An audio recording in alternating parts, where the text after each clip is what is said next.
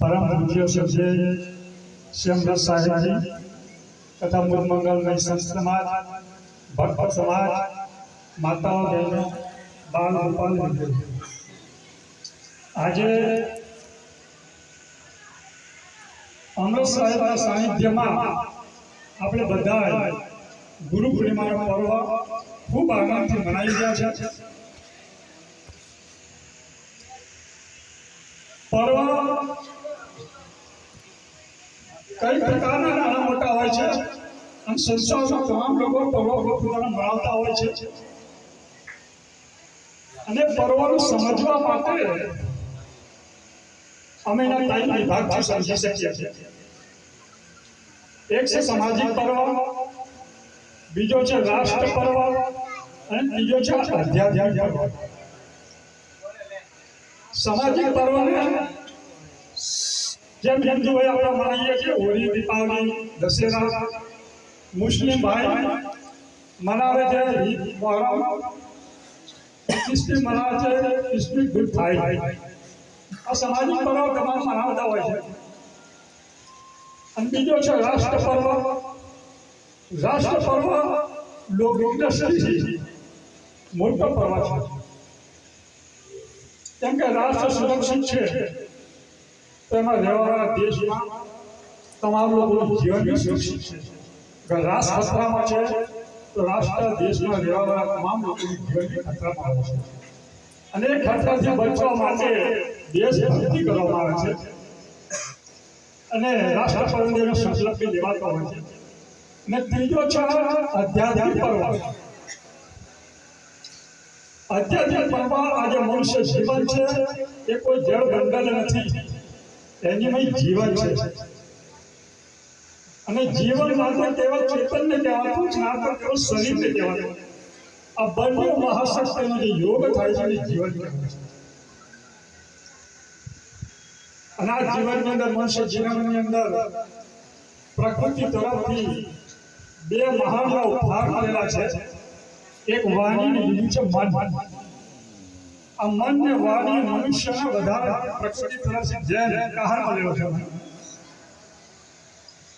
तो मनुष्य में एक वाक शक्ति छे जे एक बीजा की वेदना व्यक्ति संभळावे या सामने सके। અને માનવ તો પ્રાણીને ભેગ કાઢે તો વર્ણન તો શબ્દ નહીં હોતા। અને બીજું જે મન છે એ વિકસિત મનુષ્ય માટે વધારે છે, પણ મન ને વાણીનો જ્યારે દુરુપયોગ થાય છે ત્યારે મનુષ્ય દુઃખી થાય છે, અશાંત જીવન જીવે છે અને ચિંતાગ્રસ્ત જીવે છે, જીવ બંધનમાં રહે છે। અને આનાથી મુક્ત થવા માટે કોઈ યોગ્ય ગુરુની શરણમાં જવું પડે। लौकिक गुरु तो हमारे जीवन में बड़ा बहुत गुरु योगदान है અને એમનો બી ઉપકાર મહાન છે। ભલે ભૌતિક વિશેષ જ્ઞાન આપે છે પણ એમનો બી ઉપકાર છે। અને ત્રીજા છે આધ્યાત્મિક ગુરુ। जब આ વાસ્તવિક મારા જીવનનો અમારા કર્તવ્યનો બોધ કરાવે છે। હું કોણ છું, આ જગત શું છે, જગત સાથે મારો સંબંધ શું છે, અને વિશેષણ ચિંતા થાય અને થાય તો મારી સ્થિતિ ક્યાં થાય એનો વાસ્તવિક બોધ કરાવી અને આ ભવસાગરથી જે ઉભારી લે એને સદગુરુ કહેવાય છે।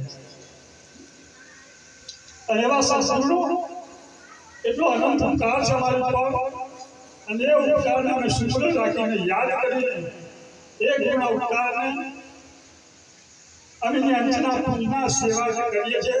જે પર્વ મનાવવામાં આવે છે એ પર્વને ગુરુ પૂર્ણિમા કહેવામાં આવે છે। નવા ગુરુ પૂર્ણિમાની પર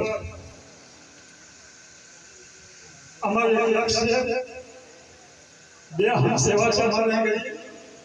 એક પ્રકાશભાઈ સાહેબ અને ભગવતીભાઈ સાહેબ એમને બી આજે ગુરુ દયાથી એમને એક ચાદર વિધિનો બી प्रोग्राम राख्यो छे। केम के जे जीवन पड्यो माने आ जीवन ने सार्थक बनावा साधु संतना सानिध्य में रही, सत्संग में रही तो खरेखर मैंने उजवी ने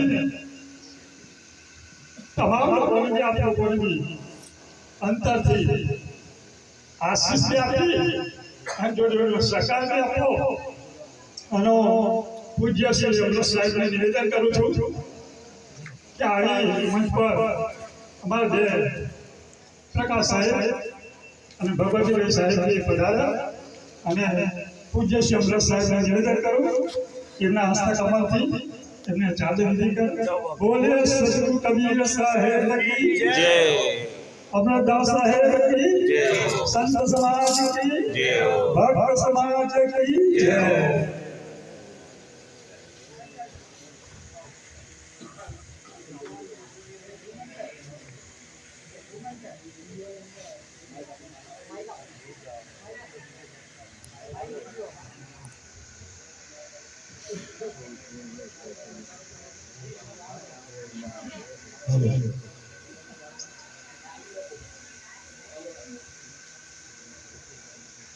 आप सबका आदर है, आप सबका प्रेम है और आपको जानते हो भजन करते करते मेरे सपने भी आते हैं और ये 10वें महीने की 31 तारीख को 71 पूरा हो जाएगा 71। ठीक है, बिल्कुल है, आप लोगों को प्रेम कर रहे हैं। प्रकाश भाई और बलूदी भाई मेरे निजी सेवक है, रात दिन मेरी सेवा में रहते हैं।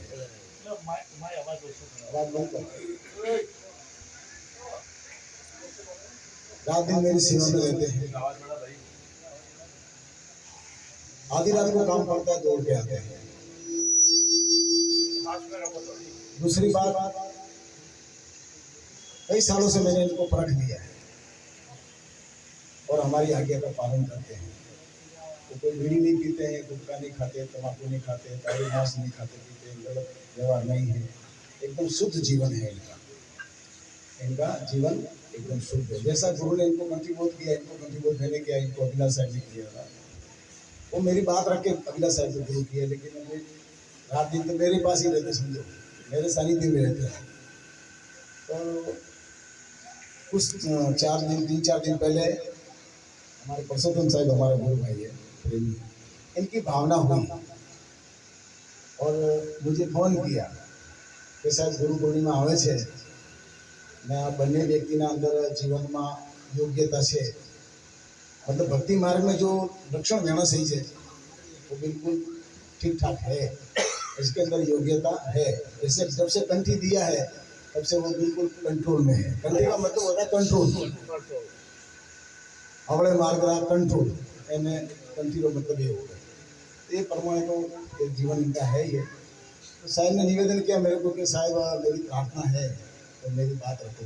मैं क्या बात है, भजन की तैयारी तो चालू होती तो कि प्रकाश भाई और भगवती भाई रात दिन सेवा में है और इनके अंदर योग्यता भी है, सब कुछ ठीक है, कंठी तो लिया हुआ है ही, लेकिन उनको तुम्हारे हाथ से दस्तूर कर दिया। ठीक है, मैंने भी काशी की प्रमाण पत्र મળ્યું માનતું એટલે હું સાધુ બનાવી શકું ગ્રસ્તી સાધુ, મારી ગ્રસ્તી ચાદર લીધી है तो ग्रस्ती में હું કંઠી ઉપદેશ भी કરી શકું અને ચાદર भी બની દઈ શકું, એવો મને એ તો अधिकार है। साहब की बात रखवारी बात आई तो मैंने तो सोचा भी नहीं है क्या करें। तो बोले साहब मेरी प्रार्थना मेरा निवेदन आप बात रखो। तो मैं इनको ही बात कर लो भाई, है क्या नहीं। फोन पे बात को प्रकाश देवी ने समझ में भाई आपकी भावना तो आप हमारे गुरु है, गुरु तो है ही है हमारे, तो आपकी भावना को हम मान में रखेंगे, सीधी बात है।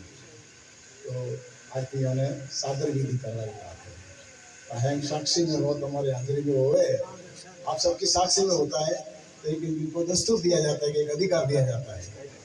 ठीक है भाई, कुछ क्या होता है गड़बड़ चलती रहती है क्योंकि गुरु की तरफ से कोई अधिकार भी नहीं है, फिर भी सेवा पूजा मान पेट पूजा ये सब होता रहता है कि नहीं। लेकिन वो लीगल नहीं है, वो अनलीगल है, कायदेसर होना चाहिए।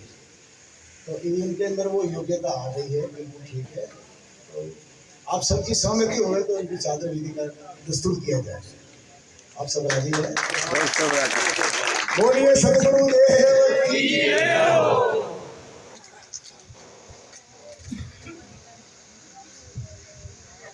जैसे हमारे दीवान जी तो है ही, तो सेवक ही है अपना।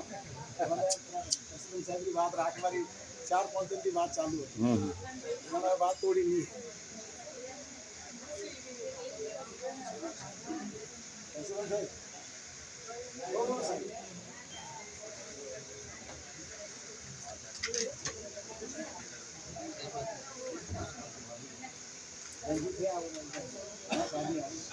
छोटा भी आप गुजर गए आप भी आ जाओ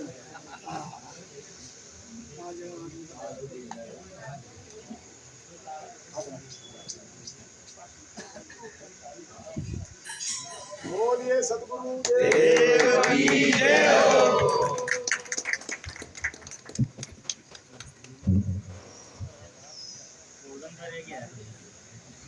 हो जाने कितने दिन तक रहेंगे? बोले सतगुरु देव की जय हो।